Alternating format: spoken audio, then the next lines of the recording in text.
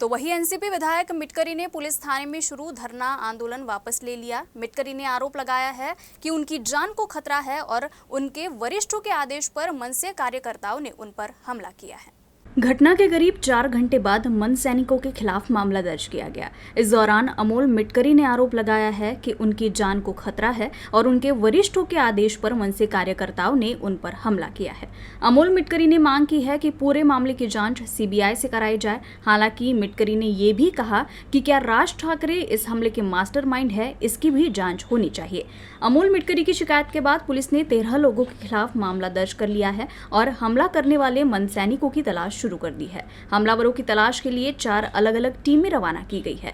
राज्य के उप मुख्यमंत्री अजित पवार ने भी पुलिस से पूरी घटना की जानकारी मांगी है। श्री अमोल मिटकरी साहेबांनी दिलेल्या तक्रारीनुसार गुन्हा दाखल करणार आहे। प्रोसेस चालू आहे आणि आरोपीला ताब्यात घेण्यासाठी वेगवेगळ्या LCB आणि लोकल पोलीसच्या टीम रवाना केलेली आहे। तसेच गुन्हा दाखल करण्याची प्रोसेस चालू आहे। कायदेशीर प्रक्रिया मी पार पाडलेली आहे। मी माझी फिर्याद दिलेली आहे।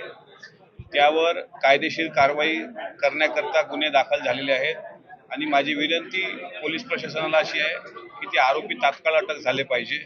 सध्या मला माझ्या घराची सुरक्षा माझ्यापेक्षा जास्त महत्त्वाची असल्यामुळे आणि घरून सातत्यानं सगळे चिंतित असल्यामुळे मला घरी जाणं महत्त्वाचं असल्यामुळे मी आता तुर्तास तरी FIR झाली, FIRची कॉपी घेऊन मी निघणार आहे।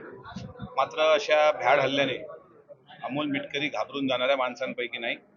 असे हल्ले करणारे हल्लेखोर यांनी यांची मर्दुंगी गाजवली असेल तर त्यांना ते लखलाप, पण याचं उत्तर आम्ही चोख देऊ एवढं मात्र नक्की।